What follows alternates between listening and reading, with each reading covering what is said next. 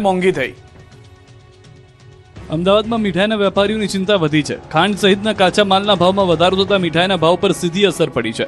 શહેરના કેટલાક વેપારીઓએ મીઠાઈના ભાવમાં 5% સુધીનો વધારો કરી દીધો છે, જ્યારે આગામી દિવસોમાં પણ ભાવ વધવાની શક્યતા છે।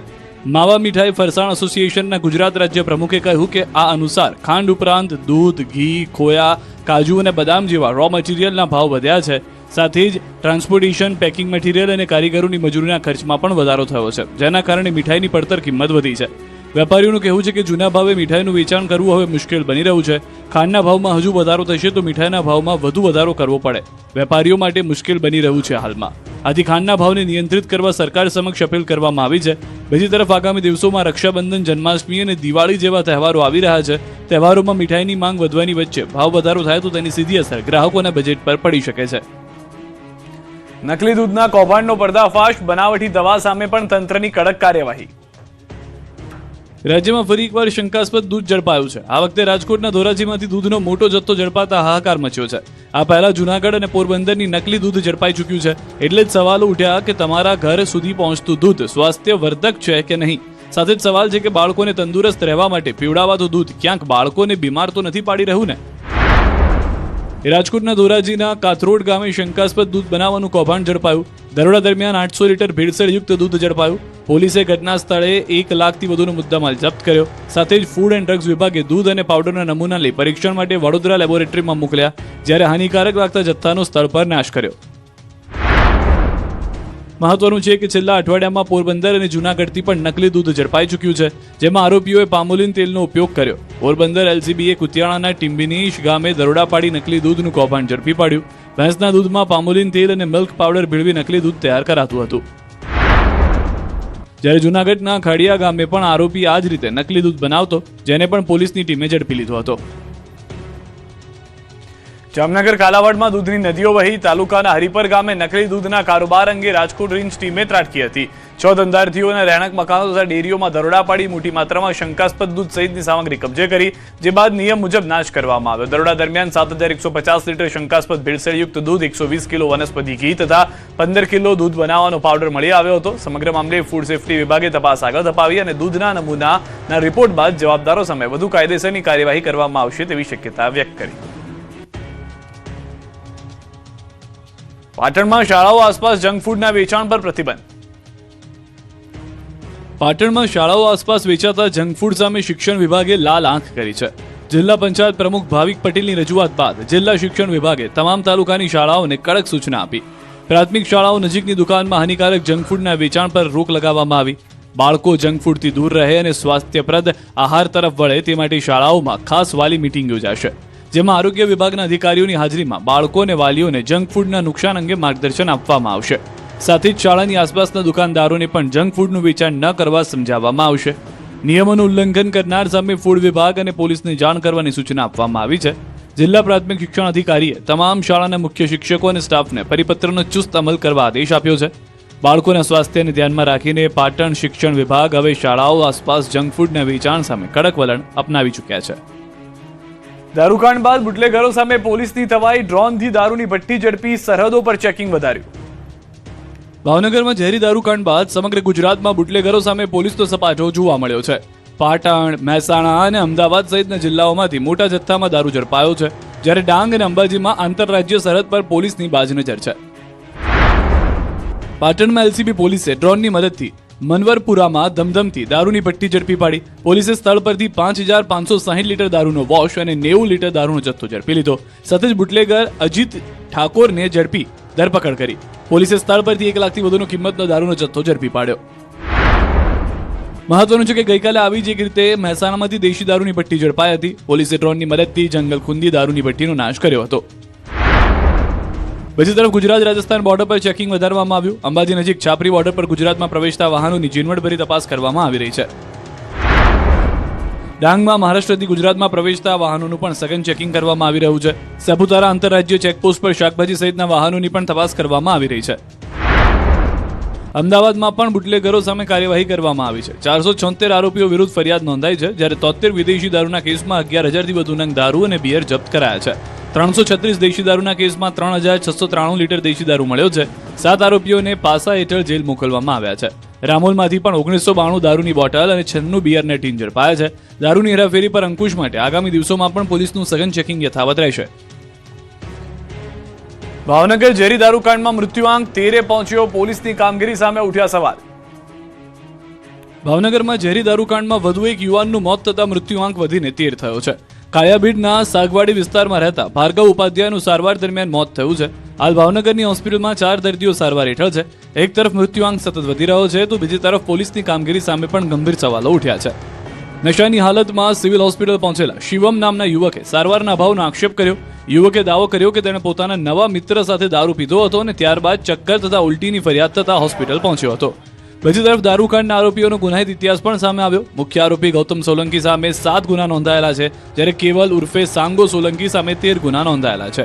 હર્ષ ઉર્ફે હસુ ચૌહાણ સામે 7 અને વિવેક અલગોત્રા તથા ભાર્ગવ ભટ્ટ સામે 8 ગુના નોંધાયા છે. આ દરમિયાન એસએમસીના આઈજી ગગનદીપ ગંભીર ભાવનગર દોડી આવ્યા હતા. તેમણે ઉચ્ચ અધિકારીઓ સાથે બેઠક યોજી મુખ્ય આરોપીની કડક પૂછપરછ હાથ ધરી છે. હળવદમાં દેશી દારૂના અડ્ડાનો વિડીયો વાયરલ, સગીર બાળક દારૂની પોટલી આપતો હોવાનો દાવો. હળવદમાં દેશી દારૂના અડ્ડાનો વિડીયો વાયરલ થતા પોલીસની કામગીરી સામે સવાલ ઉઠ્યા છે. વાયરલ વિડીયોમાં સગીર બાળક દેશી દારૂની પોટલી આપતો હોવાનો દાવો કરવામાં આવી રહ્યો છે. આ ઉપરાંત દારૂના વેચાણ સ્થળે જ ગ્રાહકો દારૂ પીતા હોવાના પણ આક્ષેપ છે. ભાવનગરના નકલી દારૂકાંડ બાદ સરકાર દારૂના અડ્ડાઓ સામે કડક કાર્યવાહીનો દાવો કરી રહી છે. ત્યારે હળવદમાં વાયરલ થયેલા વિડીયોએ પોલીસની કામગીરી સામે અનેક સવાલો ઊભા કર્યા છે. સવાલ છે કે શું હળવદ પોલીસ દેશી દારૂના અડ્ડા બંધ કરવામાં નિષ્ફળ જઈ રહી છે? હવે વાયરલ વિડીયોની તપાસ બાદ પોલીસ શું કાર્યવાહી કરે છે તેના પર સૌની નજર છે. નખત્રાણામાં ભંગારના વાડામાં ભયાનક બ્લાસ્ટ, એક જ પરિવારના 4 લોકોના મોતથી અરેરાટી. કચ્છના નખત્રાણામાં ભંગારના વાડામાં થયેલા ભયાનક બ્લાસ્ટના સીસીટીવી ફૂટેજ સામે આવ્યા છે. સીસીટીવીમાં વિસ્ફોટની તીવ્રતા સ્પષ્ટ જોવા મળી રહી છે. સીસીટીવીમાં જોઈ શકાય છે કે બ્લાસ્ટ બાદ આસપાસના વિસ્તારમાં ભૂકંપ જેવી સ્થિતિ સર્જાઈ હતી. દાવો છે કે છોટા હાથીની ડીઝલ ટાંકીમાં બ્લાસ્ટ થયો હતો. બીજી તરફ ભંગારના વાડામાં બ્લાસ્ટ થતાં જ એક પરિવારના 4 લોકોના મોતથી ગમગીની છવાઈ છે. મૃતક પરિવારના 2 સગા ભાઈ ભંગારની ફેરી કરતા હતા અને બંને ભાઈ ભંગાર ખાલી કરી રહ્યા હતા. એ દરમિયાન અચાનક જોરદાર વિસ્ફોટ થયો. બ્લાસ્ટ એટલો ભયાનક હતો કે ઘટના સ્થળેથી આશરે 5 કિલોમીટર દૂર સુધી ધડાકાનો અવાજ સંભળાયો હતો. વિસ્ફોટની જાણ થતાં તંત્ર અને પોલીસની ટીમ ઘટના સ્થળે પહોંચી. સમગ્ર ઘટનાની તપાસ માટે એફએસએલની ટીમે પણ ઘટના સ્થળે પહોંચી તપાસ હાથ ધરી હતી. ગુજરાતમાં બેફામ વાહનોનો કહેર, 3 અલગ અલગ અકસ્માતમાં એકનું મોત, અનેક ઇજાગ્રસ્ત. હિંમતનગરમાં બેફામ ટ્રકની અડફેટે મોપેડ ચાલક યુવતીનું મોત થયું છે. આરટીઓ સર્કલ નજીક પૂર ઝડપે આવી રહેલા ટ્રકે મોપેડને અડફેટે લેતા યુવતી ગંભીર રીતે ઇજાગ્રસ્ત થઈ. સારવાર માટે હોસ્પિટલ ખસેડ્યા બાદ યુવતીનું મોત થયું. બીજી તરફ અરવલ્લીના મોડાસા નજીક ટ્રેક્ટર અકસ્માતમાં વૃદ્ધનું ઘટના સ્થળે જ મોત થયું. કુડોલ જીતપુર નજીક ટ્રેક્ટર ચાલકે સ્ટીયરિંગ પરથી કાબુ ગુમાવતા ટ્રેક્ટર ઝાડ સાથે અથડાયું હતું. ટ્રેક્ટરમાં સવાર 5 જેટલા મજૂરો ઇજાગ્રસ્ત થતા હોસ્પિટલ ખસેડાયા, જ્યારે ટ્રેક્ટર અને ઝાડ વચ્ચે દબાઈ જતા વૃદ્ધનું મોત થયું. આ મામલે ટિન્ટોએ પોલીસે બેદરકારીપૂર્વક વાહન ચલાવનાર ચાલક સામે ગુનો નોંધ્યો. તો મહેસાણામાં પૂર ઝડપે આવતું ઓવરલોડ ડમ્પર સોસાયટીમાં ઘૂસી ગયું. તિરુપતિ શુકન બંગલોઝમાં ઘૂસેલા ડમ્પરે એક્ટિવા અને કારને નુકસાન પહોંચાડ્યું. અકસ્માત સમયે સોસાયટીમાં કોઈ વ્યક્તિ ન હોવાથી મોટી જાનહાનિ ટળી. જોકે અકસ્માત બાદ ડમ્પર ચાલક ઘટના સ્થળેથી ફરાર થઈ ગયો.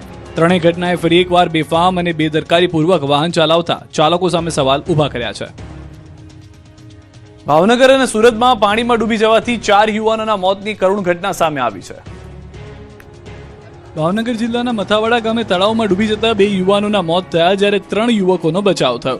5 તરવૈયા હોવા છતાં નહાતી વખતે 2 મિત્રો પાણીમાં ગરકાવ થઈ ગયા. તરવૈયાઓને બંનેમાં મૃતદેહ બહાર કાઢ્યા.